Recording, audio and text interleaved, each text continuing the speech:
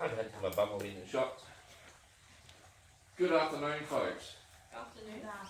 My name's James. I'm your trainer today, and we'll be discussing first attack fire equipment.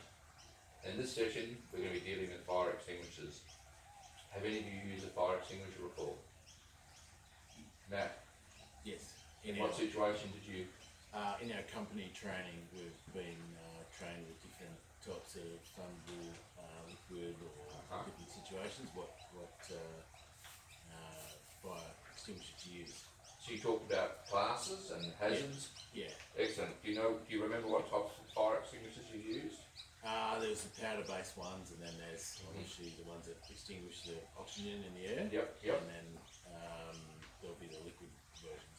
Cool. Well, this would be a bit of a refresher for you. Yeah.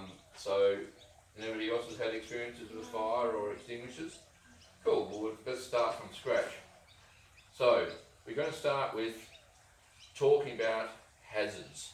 Okay. Well, what sort of hazards can you think of you might have in the workplace? Not necessarily in the home, but in the workplace. What sort of things do you think might be classed as a hazard that could potentially cause a fire?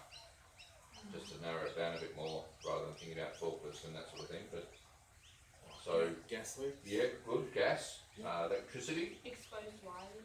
Yeah. Cool. There's lots of different sort of hazards. There's trip hazards and fire hazard and energised hazards. So, but in this case, we're going to talk about things that could cause a fire. Now, in a workplace, a switchboard, a big battery charger used to charge forklifts. What else? A comms room, Candle. even a candle. We're talking more in a workplace situation, industry, Oven. workplace. People forgot to turn No, the oven Mum, off. this is Oh, your mother's here. Great. That's really good. I'm glad your mother's been part of this training. That's good. Yeah, we're talking more workplace situation rather than domestic, but that can come into it because it's all part of the same thing where you might have a fire extinguisher to use. So behind me, you'll see lots of different coloured fire extinguishers. So we've got the more modern ones here, and you can see they're all different sizes and have different coloured bands on them. They all actually look a bit different. We've got some older ones here which are no longer used, very old, and we might even, if we have time, we might do an experiment later on and see if this one still works, which is probably was in Noah's Ark. I'm not quite sure, but we might see that soda acid works. And these ones at the end, we can all have a bit of a go on and actually fire them off. Workplace kitchen can catch fire too. Yeah. It's not just domestic. No, we did talk about that, yeah. And in that case, you may have a fat fire where you use a fire blanket. Anyway, so you can see different types of extinguishers for different types of fire, and it's important to know the types of extinguishers because if you use the wrong one, it could potentially cause injury. For example, these two have got water in them, so you wouldn't use that on an electrical fire. As it says on the ID sign, it tells you what they are. And they also, if you look down, they have these little pictures on them, which we call pictographs. And every extinguisher has that except the older types. They don't have that. So we've got these ones here which are powder extinguishers. They've got a white band on them, which means they're a dry powder. This one also has a white band as a dry powder, but it's used for a different type of fire. And that's very important to know. And then we have these two, which have got a black band, and they're CO2, so it's like a dry ice. And you could use that on electrical fires. Okay? So, classifications, going back to, we've got these pictographs, you can see a little rubbish bin on them. These don't have them. This one does. So they can be used what we call Class A fire. So wood, paper, textiles, plastics, soft plastics. You can use these on, but you wouldn't use the two CO2s. Then we have, looks like a jerry can of fuel. So we could use those on the flammable liquid fire, which is a Class B fire. And they've also got a little power point, which means you can use them on Class C fires, which are energised or electrical fires. But again, we wouldn't use a two-water base because water conducts electricity. So fairly important to know that. A lot of businesses don't have these signs. It's not mandatory to have them, but they should, because we don't want people going rushing in and grabbing the wrong extinguisher, obviously, as mentioned before. So let's talk about fire. And this is a triangle, as you can see. Fire has to have three things to exist. And without one of those things, it can't survive, it can't live, it can't continue to burn and spread. So we call it a fire triangle. So it needs fuel, it needs oxygen, and it needs heat. And if you take one of these things away, the fire can't continue to burn. So these different extinguishers have different roles, and each one can remove one of these components of the fire triangle. So for example, the powders will actually have a chemical reaction with the fuel that's burning. Now fuel can refer to petrol, wood, paper, textiles, whatever is actually burning. So the powder will have a chemical reaction which will remove the fuel and actually cools the fire down. Water extinguishers will reduce the heat, and CO2s will remove the oxygen. Just like a fire blanket will on a fat fire in a frying pan or a saucepan in the kitchen. But we do have water if anybody needs it. I haven't put water bottles out, but if you do need water, please just ask and I'll get you a bottle of water. Toilet facilities are available if anybody needs a break at all. I know Matt had a back injury, so just be aware. I know these chairs are supposed to be ergonomically developed, but just let me know if you're getting a sore back at all. Okay. I'm just going to keep you cold air. When you take it off, cough, sorry. And please feel free to raise your hand and ask questions at any time, because this is all a learning process. Okay, so I'll ask a question. yes, Matt. In a car situation, so which sort of extinguisher would you use there? Because there's a little bit of electrical, there's fuel, there's... Yes, this is good. Good question. Try and wait for the crow to stop. Anyway, yeah, so because a car fire is going to be predominantly outside, unless it's in a garage or a shed type situation, you wouldn't use a CO2 because it's wind affected. You'd be going for a powder extinguisher. This one would work because you can use it for thermal liquids and electrical. Powder extinguisher. A powder extinguisher, yes, and this type as well. So this is what we call an ABE powder, as you can see on the sign. It also says ABE, on the cylinder. This is a BE type, and we'll discuss that briefly now. The BE type we recommend for commercial kitchens where they have a deep fat fryer. This particular type of powder will put out a fat fire in a fish and chip shop, for example. We'd also recommend that they have a fire blanket. Anyway, so Matt was asking about vehicle fires. The powders are the way to go. They do make a big mess, so that's why we have fire insurance, and that's why we have this size mounted on trucks and prime movers, because they need a bigger type. Well, I even do see trucks with this size on, which won't go very far, being only a little 1 kilo extinguisher. Any other questions? I don't know whether you've got questions up there, Mr. Crow, or not. Is it suitable for all the vehicles? If they catch fire? The powders? Oh yes, they'll do, as we've discussed, they'll do Class A for solids. So there's plastic burning, it'll put that out. It is fuel burning, it'll put that out. It is electrical fire, it'll put it out. So that's the way to go. So not every vehicle obviously has an extinguisher. It's not law to have an extinguisher in your car. It's recommended, but it's not law to have one. so then they do have to have an extinguisher in them. Yeah, so lots of different types of extinguishers, so lots of different types of purposes. So, okay, so we all understand about the triangle. We take away one component and the triangle collapses. Alright, so the important thing is to identify the type of fire and what's burning, and then to choose the correct extinguisher to put it out. Okay, so let's move on. We're going to talk about an acronym, PASS, and this is to do with how you use an extinguisher.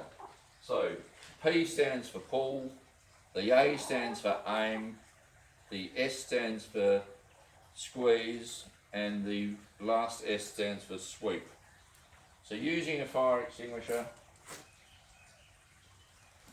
a couple of other important things obviously is, in a situation you determine whether it's safe to put the fire out, because not all fires, particularly inside a building, are going to be safe to put out. You need to work out whether it is safe to go and approach and put it out. Start off by removing anybody in the vicinity who's injured, get them out of the way, and then you can go and attack the fire, but only if it's safe to do so. So once you've worked out the type of fire, so let's say it's a switchboard fire, we know that this does electrical, which we discussed earlier. So you can use this type. We could also use the CO2 as well. So with electrical fire, we want to first off, the extinguishers you'll see, we'll talk about how it looks. It's got a gauge on it. You want to make sure it's in the green to say it's charged. It will have a safety tie or a tamper tie through the safety pin holding the pin in place. It will have a hose. This is a 4.5 kilo, not too heavy. So let's say you've got a fire. It's near the back of the van over there. So the P stands for pull. Good. You pull the pin. The A stands for aim, so you aim at the fire. The first S stands for squeeze. Good. And then sweep. So with all fire extinguishers, because you don't know who's been servicing them at a company, a business, you're not sure whether they're going to work or not, you don't know. These we know are going to work because I've supplied them. So we approach the fire, keeping a safe distance, and we do a test shot to make sure it's going to work. Okay, so we know there's powder in it and there's pressure. We aim at the base of the fire and sweep from side to side. Yes, ma'am. How do you know what's a safe distance? Safe distance? Yes. That's a very good question. I would think when you start to feel a bit of the heat, I wouldn't be approaching any more than that. Yeah. Obviously, I'm hoping I'm not wearing shorts and a short sleeve shirt in that situation. But radiant heat we know kills, so you want to stay, and also it comes down to what's burning. Is there any fuel nearby? Is there a gas cylinder nearby that could potentially go off? So this is what you need to be looking out for as a hazard when you determine to see whether it's safe or not. Yeah. And then just use your own judgment. I mean, you're not going to go and stand over the fire. You just want to be a safe distance and use your own judgment where you feel the warmth. If there's a gas cylinder, we can just run away. What should we do? We don't want to run in case you trip over something in the process and you're stuck there. But if it is a gas cylinder, then I wouldn't be going near it. That's why you ring the AAO and get the fire brigade in to do it for you. Gas cylinders, even a workshop where there's a paint store, cans of aerosol paints in a workshop, panel beaters, those sorts of businesses, they have small cans. You might even have small cans of aerosol in a kitchen with a like fly spray or a can of oil spray. They've all got the potential to explode.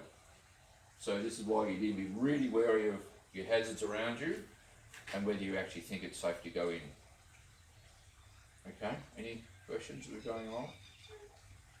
The one thing about all extinguishers is they are a one use only. So as soon as you pull that pin out and squeeze the handle, and if you do a 2-second squirt, that's it. What you'll hear is the pressure inside bleeding off. So that's still got a lot of powder in there, a lot of powder, but by tomorrow morning, that'll be dead extinguisher, meaning there'll be no propellant gas in it. There are one use only, and that's for all extinguishers. Yeah, so Matt, How long would that last if you fully fired it off. Yeah, like It's a bit over a minute and a half. It's not very long at all. Now the thing with powder, it's a bicarb type soda, potassium powder. You might have taste a little bit. It's a bit of a salty taste to it. Farmers actually will use disused extinguishers and put the powder on the paddocks as a fertiliser, and it's a really good fertiliser. Asthmatics may be a little bit affected by it, so you don't want to go breathing in too hard. Should we cover our mouth? No, Wear a mask before we do it? No, there's no need to cover your mouth. No. Again, think of the situation. Is it a very small room you're going into? And obviously, if you're going into a small room like a kitchen where there could be some sort of fire, you want to keep your exit door open because you want to have a safe route to get out. Okay. The other thing about fires, if there's a fire going, try and get other staff members to shut windows and doors, not too close to where you are. You don't want to be trapped, but you want to stop feeding the fire oxygen. So it's not a good idea to open windows and doors because it's just going to feed the fire with, or rub it off now, but with O2. Okay. All right. So far we've talked about the classes of hazards or fire, the classes of extinguishers, what we can use them on. We've talked about the fire triangle. By removing one of the components of the triangle will collapse and the fire will go out. And we've discussed about the pull term, which was, Matt? pull, Sorry, pass, I should say. Thank you. pull, Aim, squeeze, Yep. and sweep. That's it. Yeah. Cool. All right. So now, Molly, if you had a fire and the flame is this height up here, would you squirt the top of the flame?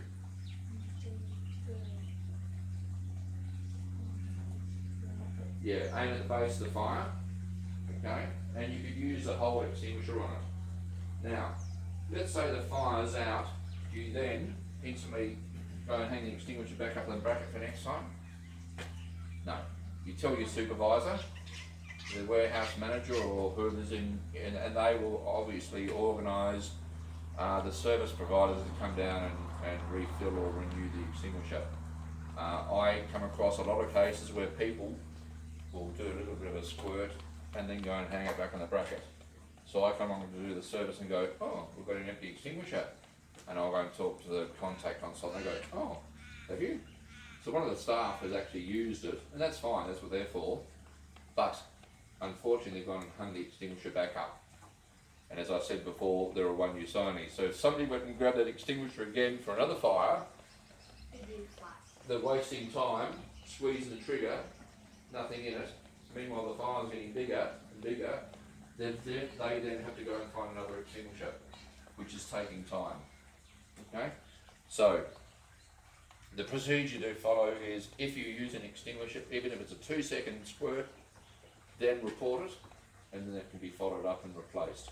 Report to the company, whoever services. Oh no, well, you tell your supervisor, because a staff member may not know who the provider is. Although most companies will have have a sticker on there, but it's not up to the staff member to go making a phone call. It could be the supervisor or the managing warehouse manager, for example. most people have an OH&S supervisor. Exactly. There's an OH&S representative. Now, would you like to come up and have a go at having us work? You go. So, what I'll do is I'll put the pin back in, because I know there's still gas in there.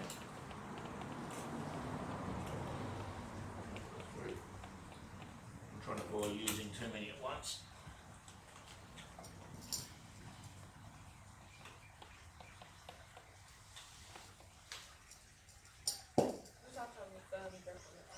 Yeah, yes. These don't have as much as a kick as a CO2, which you'll see shortly. Sorry, I'm just struggling to get the pin in. There we go. Alright, so let's say it's hanging on the bracket. Okay, so you've got a fire occurring, Isabella, so what do? What's the first thing you want to do? I would probably assess the fire and see what is around it and what type Good. of fire it is. Good, excellent. So it's, let's say it's a rubbish bin, a big dumpster burning with paper and wood and textile, or paper, wood and cardboard in it. Which extinguisher do you think you could use? So it's a Class A fire. We talked about a Class A fire. Yep. Yes, you could, because it's got water in it as well. Could you use this type?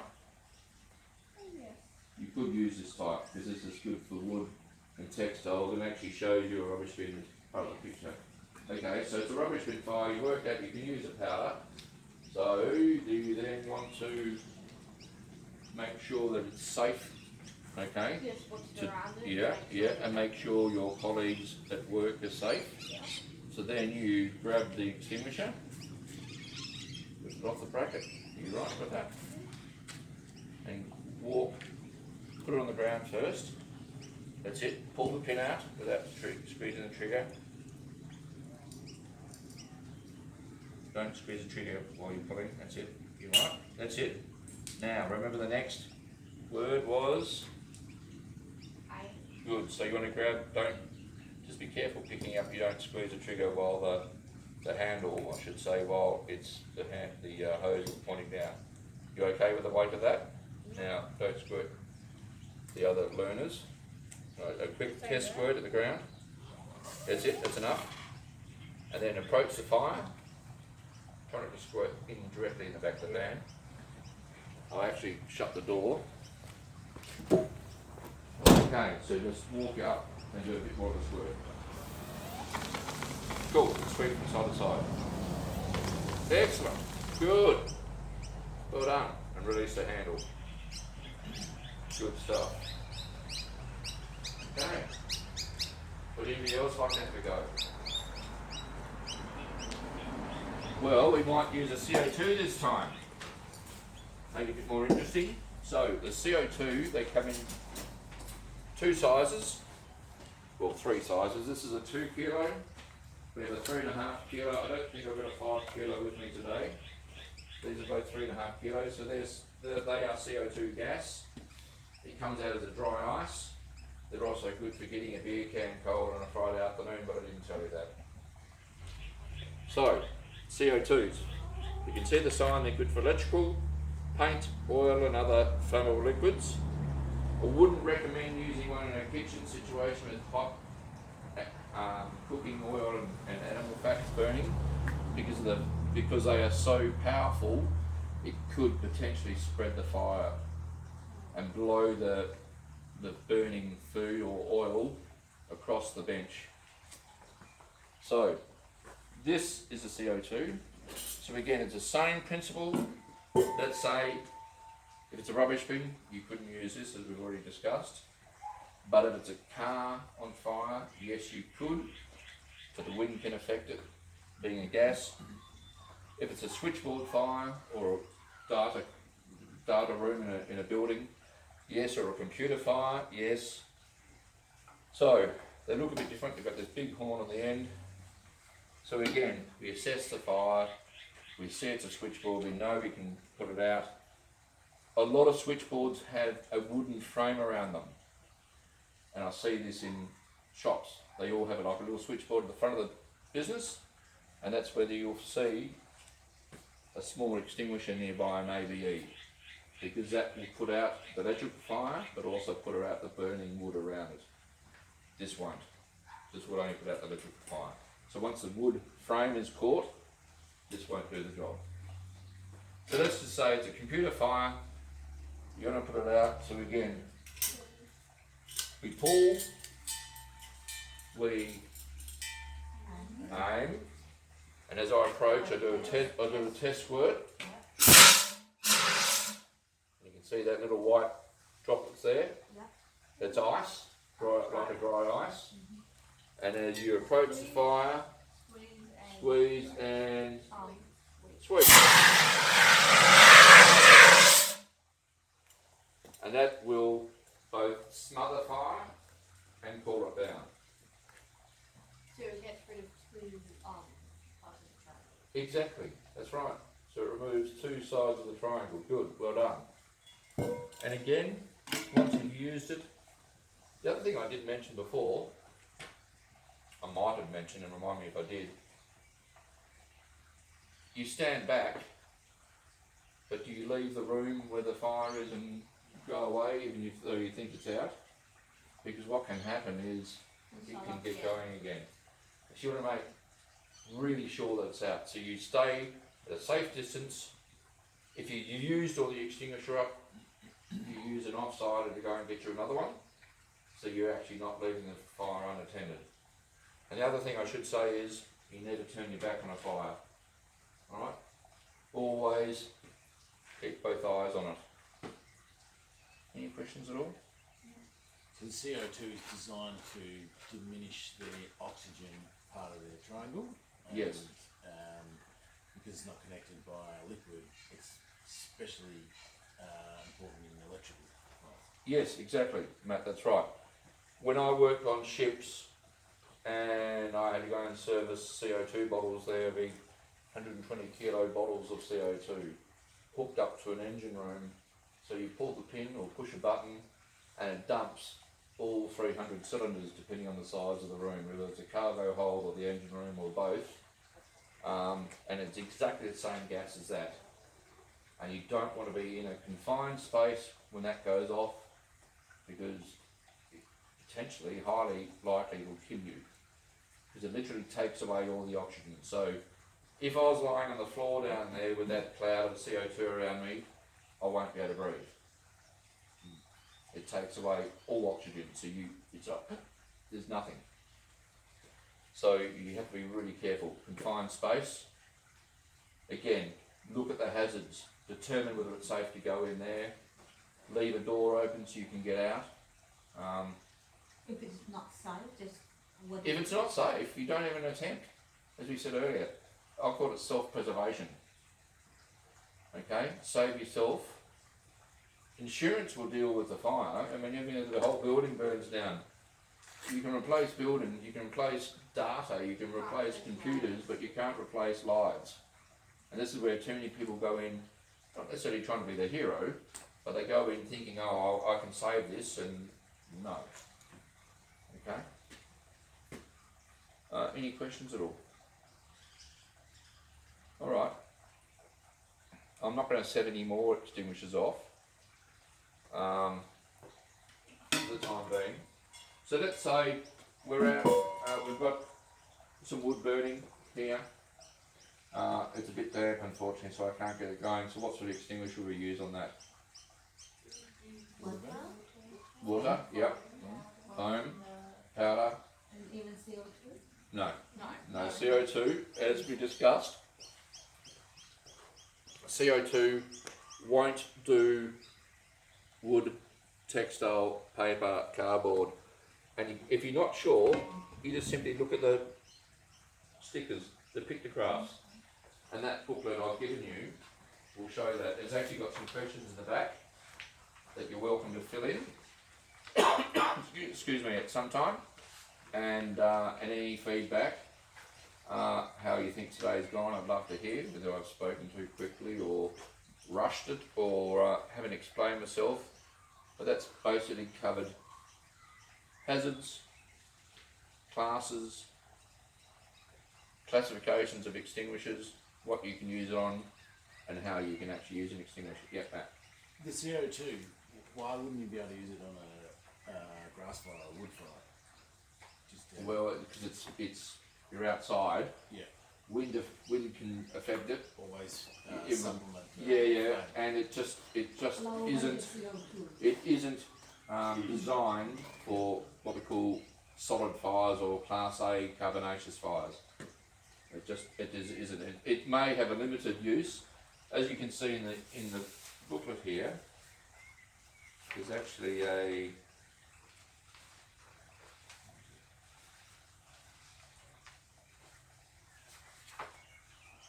I was sure there was a list.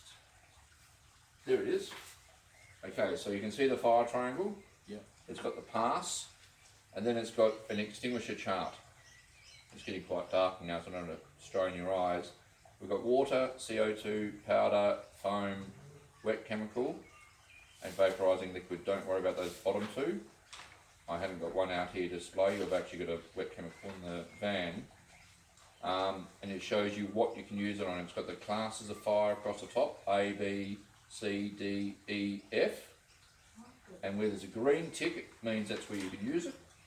And a red cross, obviously you can't. So for example, a water extinguisher, tick, paper, plastic, wood. It's good to have this chart because we know what we can use, what we can't. Exactly. Yeah. A CO2, you asked about before, it's limited. Yeah. Limited. An ABE, the one at the very far end, like Isabella fired off. Green tick. A BE, no, a BE won't put out carbonaceous or Class A fires.